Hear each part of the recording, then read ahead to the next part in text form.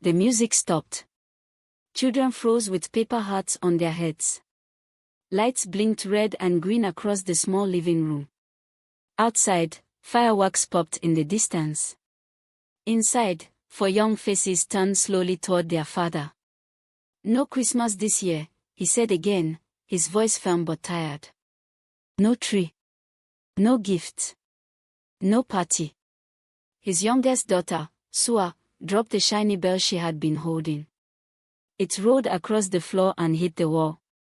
Her eyes filled with tears, not loud ones, just quiet tears that fell like rain. "But Daddy," she whispered, "you promised." The words cut the room like a thin knife. Ton Adeyemi stood near the window, his arms crossed. He did not look at the children. He looked outside, at the bright sky and the happy sounds from the neighbors' houses. He felt something heavy in his chest, but he pushed it down. "I said no," he repeated. That was the moment everything changed. Ton did not know it yet. He did not imagine the consequences. He only knew he was tired of pretending everything was fine. Behind him, his wife, Kemi, covered her mouth with her hand. Her eyes begged him to stop. To soften his words. To think again. But it was too late. The doorbell rang. Ton turned, confused. He was not expecting anyone. Not tonight.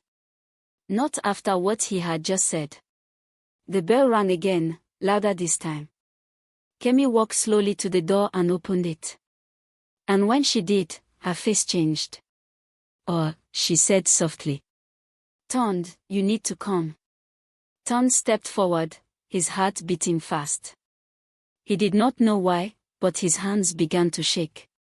At the door stood a woman wrapped in a simple red scarf, holding a small box tied with gold ribbon.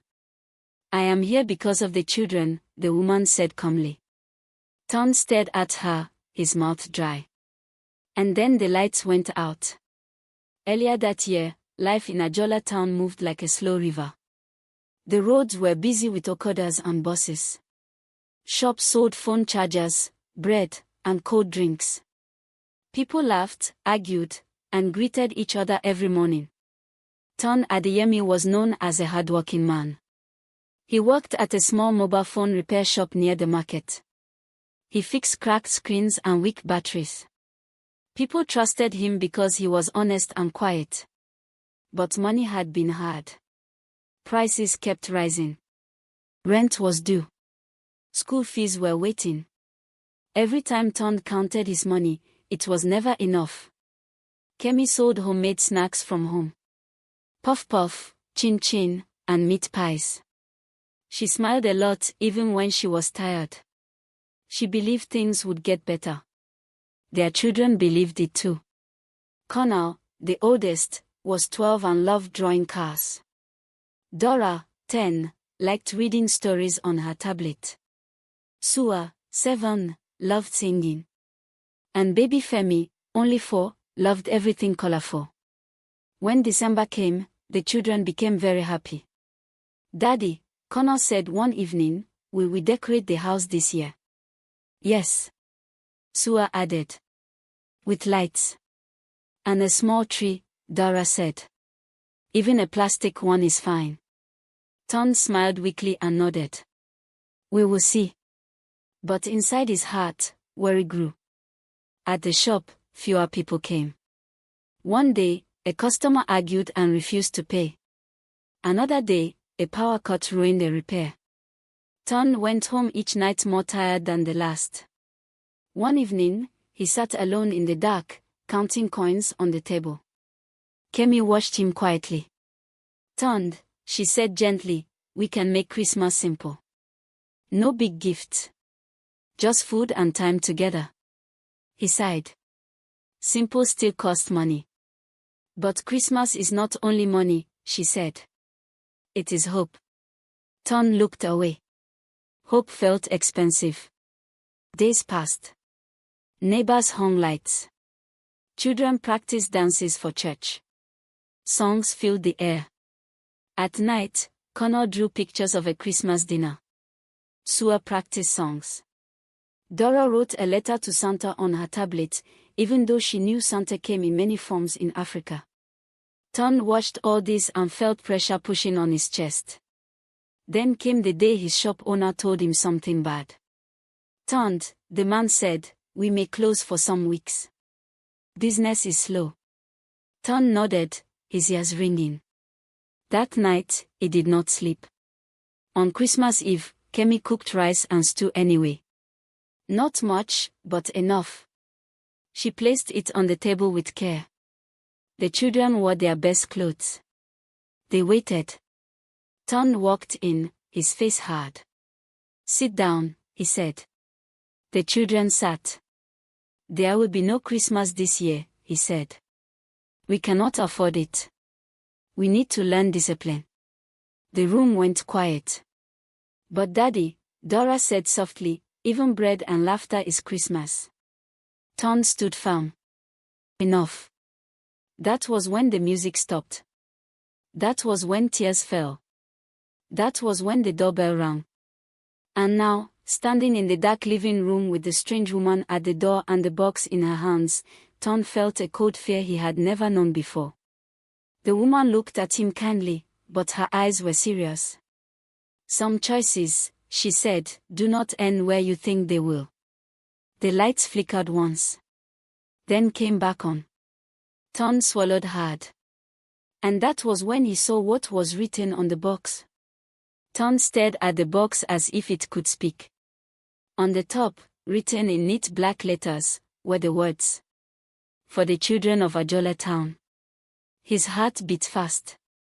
I don't understand, Ton said, his voice low. Who are you? The woman smiled gently. My name is Mama Sadia. Kemi stepped closer to her husband. Did the church send you? She asked. Mama Sadia shook her head. No. I go where I am needed. The children watched quietly. Even little Femi stopped moving. Something about the woman felt calm, like warm afternoon sun. Mama Sadia bent down to Sua's level. You sing beautifully, she said. Sua's eyes widened. How do you know? Mama Sadia only smiled again. Ton felt uncomfortable. He did not like surprises. He did not like things he could not explain. We did not ask for help, he said. Mama Sadia looked at him kindly. Sometimes help comes before we ask. She placed the box gently on the table. You said no to Christmas. That is your right as a father. But every no carries weight. Kemi touched Ton's arm. Please, she whispered, let's listen. Ton said nothing. Mama Sadia turned toward the children.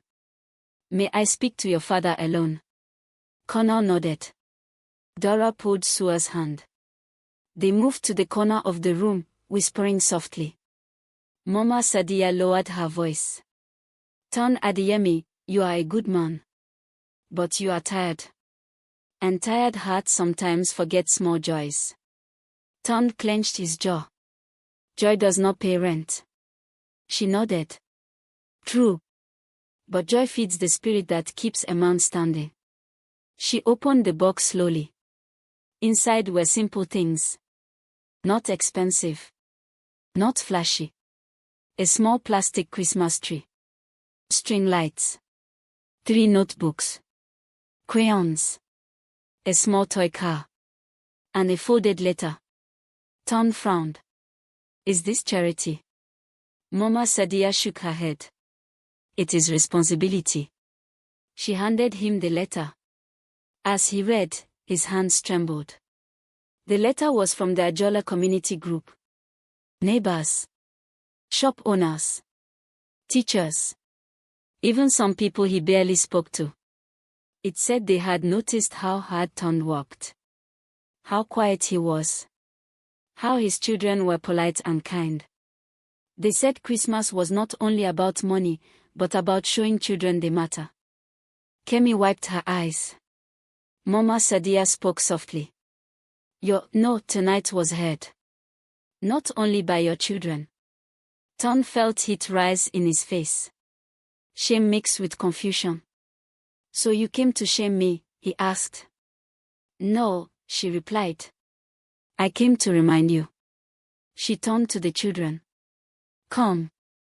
They walked closer, unsure. Mama Sadia spoke to them kindly. "Your father loves you. But love sometimes hides when fear is loud." Connor looked at his father. "Daddy, are we the fear?" Ton's chest tightened. "No," he said quickly. "Never." Mama Sadia closed the box. "I must go." Kemi stepped forward. "Please stay. It's with us." The woman smiled. "My work tonight is done." As she walked toward the door, she paused. "Ton," she said without turning, "what you do next will teach your children more than any gift." Then she left. Silence filled the room. Ton sat down heavily. The children watched him. Slowly, he reached for the small tree. He stood up and placed it in the corner. His hands shook as he fixed the lights. Kemi smiled through tears. "Daddy?" Sua asked softly. "Yes," he said. "Can we sing?" Ton nodded. They sang quietly. No loud music. No fireworks. Just voices and soft light. For the first time in weeks, Ton felt something lift. But the night was not over. The next morning, Ton woke early. He felt lighter, but also uneasy. Mama Sadia's words stayed in his mind. At the shop, something strange happened. Customers came. Many of them. One after another. Phones to fix. Batteries to change. Screens to repair. By noon, Ton was overwhelmed. "This is strange," his shop owner said. "Where were all these people before?" Ton remembered the letter. The community. That afternoon, Connor ran into the shop. "Daddy," he shouted. "Teacher Bola is at the house." Ton rushed home. Teacher Bola stood with Kemi, holding papers. "Good news," she said. "Connor has been selected for a state art program. But we need your approval and a small fee." Ton's smile faded. "A fee?" "Yes," she said gently. The weight returned. That evening, the children talked excitedly. Kemi looked hopeful. But Ton grew quiet again. Later that night, he sat alone, staring at the letter. Hope was knocking again. But fear was louder. He whispered to himself, "I cannot keep choosing joy if it breaks us later." Outside, a soft knock came at the door. Not loud. Not urgent. Just patient. Ton stood slowly. When he opened the door, no one was there. Only a small envelope on the floor. And written on it were the words, "Every lesson has a second test." Ton picked up the envelope with shaking hands. Inside was a single sheet of paper and some neatly folded money. Not much, but enough to cover Connor's art program fee. No name. No address.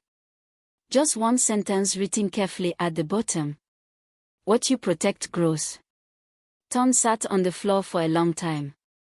For the first time, he did not rush to count the money again and again.